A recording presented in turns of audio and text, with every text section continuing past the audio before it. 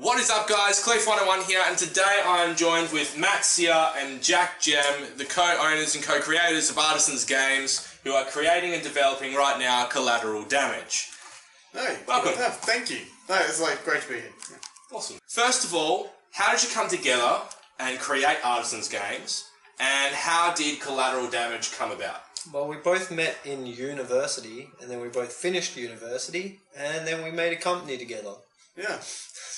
We both wanted to work in the industry itself, and we've both kind of aspire to, build a really fun, game. What was the inspiration for Collateral Damage? Well, I would say the inspiration for me, because I said it to Jack, I was playing around with a little simulator with a hovering little kind of ball, like tech ball, and I thought, hey, this would be really, really cool if we could hover around and fight one another. So, yeah, and then we were talking about just branched off from there, really. So talking about how we'd kind of do that and how we'd make it a sort of fun multiplayer game. Actual game inspirations, I'd say probably stuff like the MOBA genre in general and Super Smash Bros. Yeah, right. Yeah. Prior, when we first started making this, because it was before Overwatch was a thing, I think we were originally leaning a little bit more shooty version, but we still wanted more of the melee in there and integrated as well, but now we've kind of focused on the melee section of it. Yeah. We've also found that it's actually one of the fun things. It's very rewarding just being able to fly around really fast and then punch someone in the face. Yeah. Well, it turns out people enjoy just punching people in the Probably face. insanely hard to do, I think.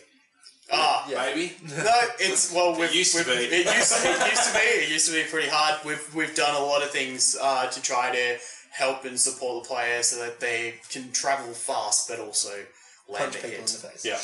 Cool. Sounds good. Do you have any ideas what systems you want to release the game on? Well, we've already went through. We've been talking with Microsoft. Things looking pretty positive. So we'll probably be able to release on Xbox. Yeah. We do want to go and talk with PlayStation and sort that out. But that's still a work in progress. Just wanted to get some very basic questions out of the way before we jump into the game, introduce some gameplay for the viewers, and then break down the game in the later interview as well. So I don't want to ask too many questions, but just basic questions to introduce people to what they're about to see. The best game in the world. There you go. With that influence, I want to move on to a couple of fan questions, because some of the fans have actually asked some questions that I wanted to, but I'll credit them instead. Reese Chatford asks, what is the target player demographic for Collateral Damage? Well, it's a hero brawler arena game. So basically, if you enjoy arena games and you enjoy games like Super Smash Bros. Or even Mario Kart or any of those sorts of things where you can compete kind of more friendly and casually with people at home or people online, then yeah. I'd say it'd be primarily a young adult sort of age group. People that enjoy just not hyper competitive games, not like Call of Duty or anything like that. Not like high sports sort of games. But games that are also fun to play just in So kind of like a family-oriented... Yeah, a family-oriented, party game. Fun. It's not exactly a party game, but yeah, it's just casual fun. It could be pretty party when you're just killing each other. Yeah. Merc Delurk asks, what is the game like? What is it exactly? I suppose we just...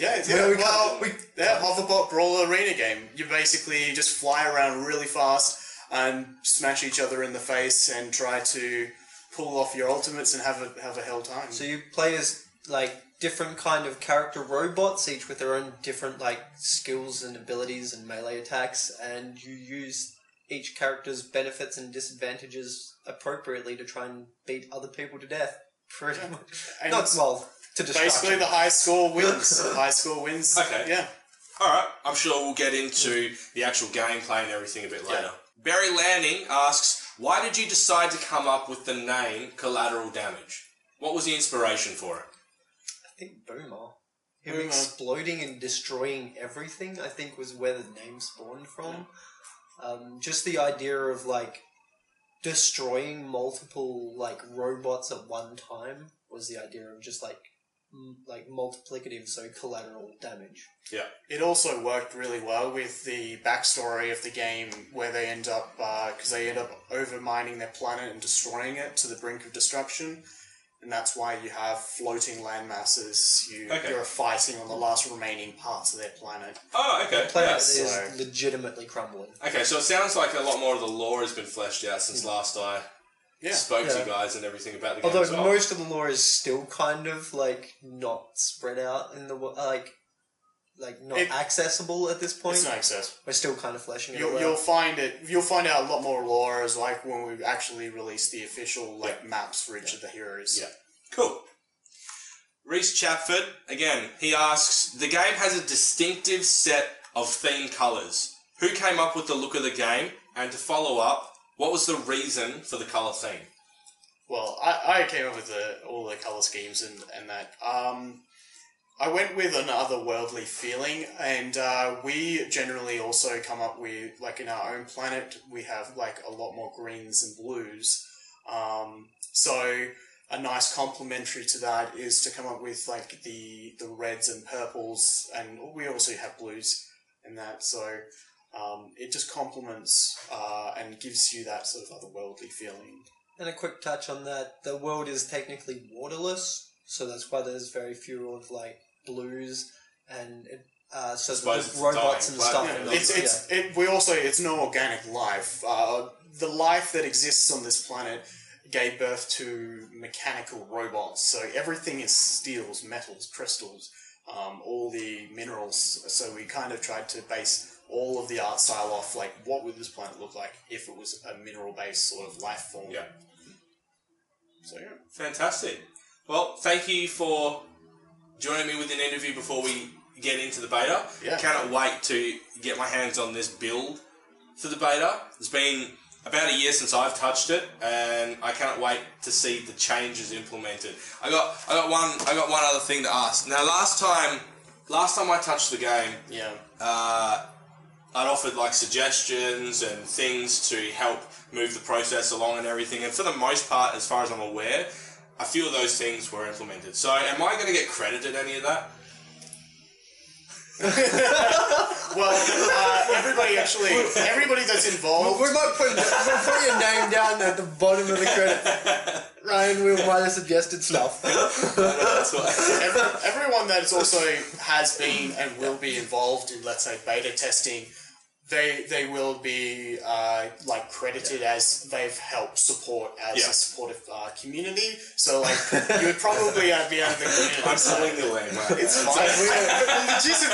Legitimately, you would probably be in the community support section. Fantastic. All right. Well, it sounds like you guys are doing an absolutely fantastic job in not only developing the game but listening to the feedback that you're getting, as well as apparently going to be crediting everyone that's actually helped you along the way. So it sounds like it's a very community-based sort of project as well. Without the community, we would not be able to make this game, and actually, it would be a terrible game if it was just from us. Well, thank you so much for joining me before the beta, and I cannot wait to get the two of you together again after the beta and have a bit more of a chat with you. No worries. Awesome. That was good. Guys, this is Collateral Damage.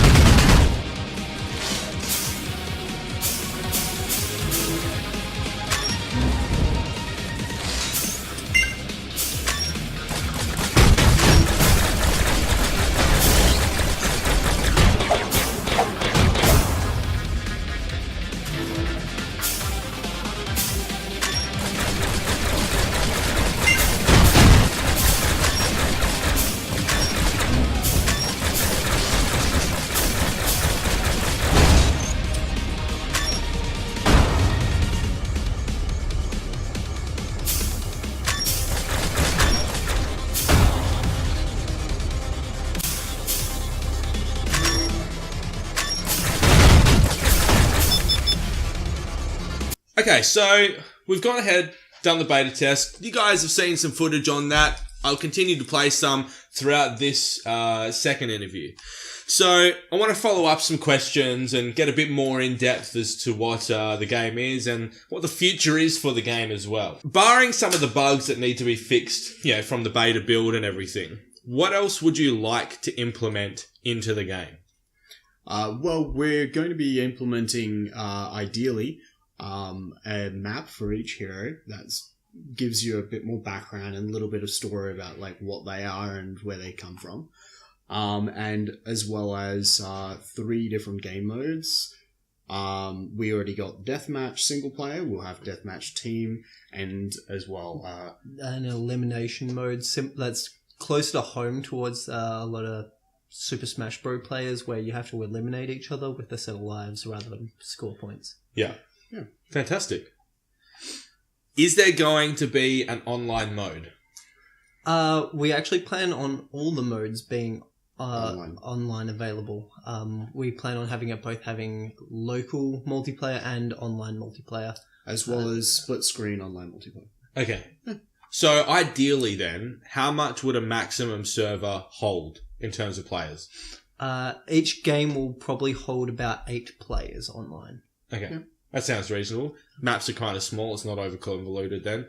Something that I'd noticed within playing the beta is, even though that there are 4 people on the screen and 4 people within the map and playing, it tends to be still having like 1v1s. It doesn't have the tendency of having like a 1v3 situation sort of thing. So are you hoping to alleviate that kind of thing and just create a bit more chaos or collateral damage, if you will, within introducing some more players in an online sort of scope?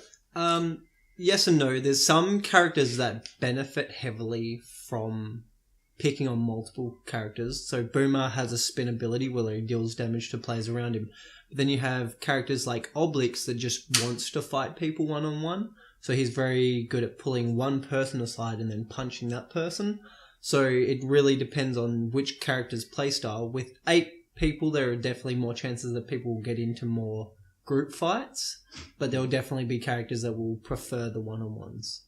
And some characters... You also find like characters like Lich as well, that you benefit off more like spreading out, like with your like sending your minions out and playing everyone rather than just playing any individual. Yeah. You benefit so much more and you get a lot more points. Yeah. So with regards to map size, I suppose, now we've only got the one map that we can sort of play on at the moment, which is perfectly fine. It's a beta. Yeah. In terms of relevancy, what's the map size of this map compared to some of the other maps that you're looking to introduce? Is this a smaller map? Is this a medium? Is this a larger? It's probably your medium range. Most maps will try to remain relatively small. They may have a bit more intricacies than this one. This map is more of just an arena, giving us the opportunity to mostly focus on just gameplay mechanics rather than map mechanics. I understand that you want to bring a map for each character. Whose character's map is this? None of them. It's kind of partially close to Boomer's, but not quite. It's more of like this is like the demo map, available for like packs and stuff like that, just so it's like simple and easy where people don't have to learn the map. So are you looking to scrap this map when it comes to the final build? Or are you looking to tweak it to we'll probably create it to be someone's map? Or it may be tweaked, but possibly scrapped. Though if people do enjoy it, like with the beta testing or anything like that, then we're more than happy just to leave it in and keep it. But yeah, it's not. Yeah, this is just a map for sheerly just play testing, and also to keep a consistent play testing level throughout each iteration that we've done. Cool. We're actually hoping the levels will be cooler. Yeah. Do you have a set time frame to release the game? When can we expect it? We have a maximum of 14 months away, around about 2019 February. We're thinking, and then if we can release before that, let's say we are successful in some form of crowdfunding, or we have like assistance and alleviated pressure, and we could get the game done before then, there is definitely a chance we can release before then. But that's our like date that we definitely want to release by. Yeah. So you've got a maximum sort of date. Do you have a desired sort of time frame? Well, I just say I would love to get the game out ideally within the next, like before the end of next year. Yeah. And if we can get it done then we'll do it. But yeah. Cool. So we can expect it within hopefully 18 months then, effectively. Yeah. Well, hopefully 14 months, but Yeah. Cool. in case something goes horribly wrong. So to get from the start to the build that it is now, let's be honest, the build that it is now, although it's got a couple of issues and bugs and stuff that need to be still implemented, it's looking pretty well on track. It's looking pretty good right now. How long has the actual game been in development for? So you've got a team of yourselves, you've got the sound director, and you've also got an additional programmer to help out every now and again. So it's effectively a team of 2 to 4 people. How long has it been in development for to get it to this stage? Yeah. Well, this is like the second year. We've pretty much, it's like, we pretty much just got to the second year mark. Like, maybe just a bit. Yeah. I think it's a little bit over 2 years that we've been. So well, it's a little under because we started very close to actual last year. Like last year we were about 5 months into development when we went to Perth Game Festival last year. So 5 months from then. Okay. Right. Yeah. Cool. So effectively, I mean, I know the game in terms of gaming industry levels is a fairly basic. There's not like it's not like a Call of Duty where there's a whole bunch of interactive components and everything that's going on a pure. I'm trying to word that. No, we've tried to maintain Nicely, a really yeah. nice scope for the game. So like the game is like a nice, clean cut, simple, but also like effective, like kind of title. It's not a AAA title. It's not a AAA title. No. But we're trying to not make it nice enough. Like if like ideally try to aim for like a AA quality, but obviously from a smaller indie team. All right, well, with that, I want to get into some more fan questions that people want to know about the game, and as well as about you guys as well. Okay, cool. Sounds good. Merc de Lurk asks, do you think Artisan's games, do you think you guys could become big in the development scene? Hopefully. Look, I don't aim to try to become big in the development scene. I think we're just trying to make great games and have a community that likes what we're doing. That's what we want. Like, if that, like, fame is not really a thing or anything. Yeah. We more want to build a community over being like a big name. Like, we'd rather have like a player base that really enjoys what we make. And well, I'm sure if you that create we can what you make want stuff to that do, they enjoy. Yeah, having a community that actually enjoys what you're doing, you're probably going to have made it then, I would suggest, as opposed to, well, you look at the backlash of something like Hello Games, who did make it big and then sort of are now struggling a bit because of what they've done, taking it on the approach that you want to and building a community out of it and doing what the community wants as well as implementing your own things. You're probably going to get there in the end, hopefully. And by all means, myself and I'm sure the viewers and everything will wish you the utmost amount of luck in trying to gain that. Yeah. Reese Chafford asks, what is some advice you'd give to future game developers? Save money first. My advice for future game developers is that you really just got to actually just make something. Mm-hmm. And it's enough. People probably just spend enough time thinking about what they'd like to do, or like thinking I should try to do like like do studies or do X, Y, and Z, and they're all helpful things. But in the end, you really just need to download a piece of software, learn how to use it, start making things within it, experiment. You learn so much that way. So would you say that your road to becoming fully fledged game developers, coming straight from studying university into creating your own company and developing a game through that, would that be an unconventional way to do things? Would you try and get experience with a company first before you branch out to your own stuff? Well, or what would be a normal sort of... I guess this is kind of a difference in location sort of thing. If you're in say the States or something where there's a lot of companies and that, you can try and go for an apprenticeship as an animator or something like that. In Australia, where the industry is rather small, I think what we're doing is actually probably the more conventional method, because there just isn't those things where you can go get that experience. You have to make the experience for yourself. You have to go and do it. If you are wanting to gain that experience, you're competing with overseas jobs, because you're going to actually have to apply for jobs overseas that would require you to be relocating. It also requires you to have a high level of expertise, and that sort of getting to that particular level, it takes a long time, and you require experience to get in there. That's fair enough. Yeah. Okay, so you touched on it a little bit before. You've got intentions to bring the game to a fan-founding sort of scenario.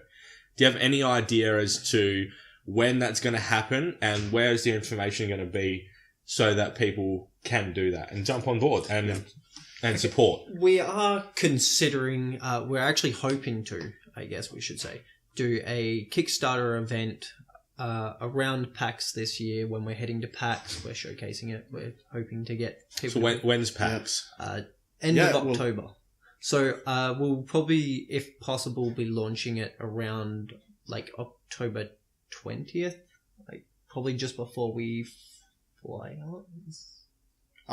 Doesn't sound like it's been discussed much. No, we haven't actually put the exact date, but we'll be basically at the start of PAX at Melbourne this year.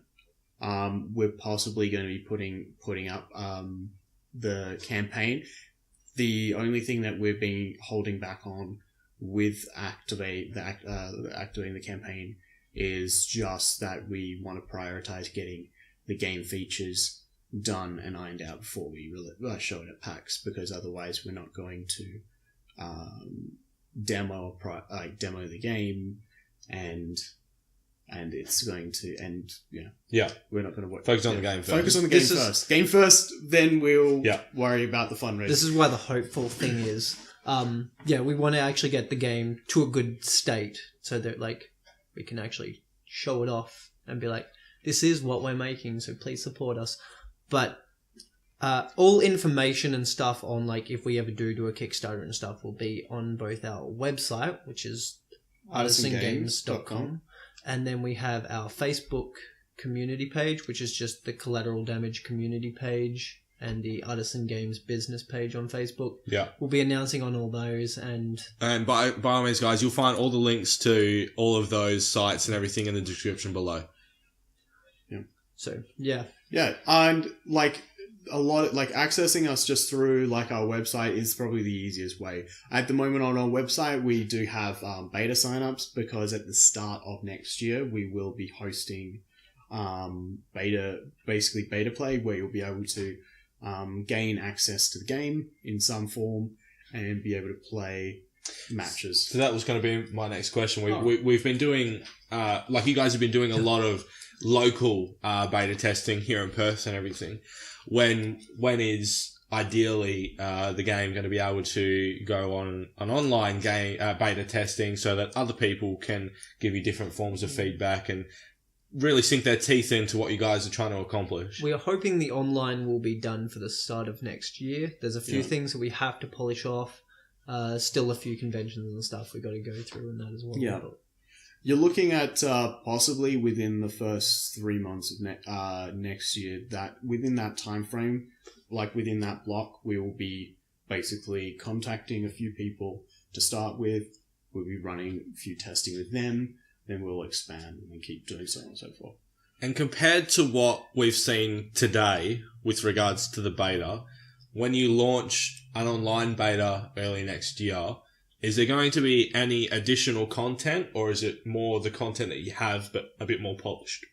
A bit of both. There'll be a bit of content that we have that is a bit more polished, and possibly one of the new maps with one of the heroes, because then would be also testing out mechanics involved in gameplay with the map, With like the level one of the design. official maps, and actually testing level design. Fantastic. So. Do you have any ideas as to where this beta will be available from?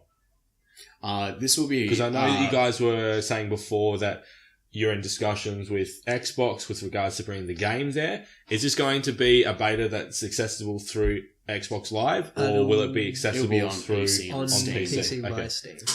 PC by Steam. We're basically going to be hosting it through like the Steam client. So, Xbox, we still have to talk with to Okay. sort all that out. Fantastic. And by all means, guys, when the beta test does actually come to be online so you guys can actually sink your teeth into it, I will update you with a video with regards to that as well. Now, last question that I've got for you. Obviously, you would like to have the game released within the next 12 months, ideally. Yeah. So what lies ahead for you guys in the next 12 months? A lot of work. Well, as you were saying, we got at the start of the month, we're basically preparing, getting everything together for like sending it out to do the testing. We're finalizing like assets as well for the new levels and maps. So, and then once we finalize the first map, and we also have the like bugs ironed out for like the start of online testing, then we're hosting that. After that, whilst online testing is going on, there'll be basically setting up the new modes. So we'll be getting ready for the team mode, what will be the next thing, and then we'd be doing the life mode afterwards. We also have, on top of that, 3 new characters that we will be implementing, because we would like to release with 9 characters. As you might have seen in the thing, the 3 empty slots, alluding to the fact that we're going to have 9 characters. And those will all be modelled, textured, animated, and particle effects, and sound effects, and all the good fun stuff. Yeah. So that's all the things you're looking for, that we're looking at. Fantastic. Well, thank you so much for letting me come to the beta test and sit down and have an actual interview with you guys to be able to get your game across to a more global audience, as well as sit down and actually discuss your game on a more, sit down couch basis, as opposed to just interacting with a video that people are watching, sort of thing. So I greatly appreciate you letting me take the time to sit down and have, a 1 or 2 interview with you. And hopefully I can get some more out of you over the next 12 months while this game is looking to release. Yeah, no, thank you. It's been great. Yeah, thanks for having us. coming up and... Guys, if you want any more information at all, if you want to ask any more questions to these guys, if you want more information about the game or anything like that, go follow them on Twitter, Facebook, and go to their website as well. Give them contact. If you've got any other questions, I'm sure we Matt have here a will... we have a contact page on our email, so you can just send us emails. He's more than happy to answer any of you guys' Absolutely. questions or anything like that. They're actually really open about everything that they're doing with the game. There's basically no closed doors information with regards to them, so it's fantastic. You can even message the Artisan's page on Facebook directly if you'd like. We'll answer everything. Well, we'll try to answer everything. Try our best. My Twitter account might not be Yours, as good no, yours, don't, just Artisans, If you haven't done so already, and if you've enjoyed this, please do leave a big thumbs up on the video, guys. Make sure you subscribe and ring that bell, specifically if you want to keep up to date with information on Collateral Damage, as there will be updates on Collateral Damage on the channel over the coming months. specifically with relation to any fan funding that they launch, as well as the online beta testing that they want to launch as well. I'm Clief 101. This is Artisan's Games. Matt and Jack. Thank you very much for checking out the video, guys, and we'll see you next time. Bye. Peace.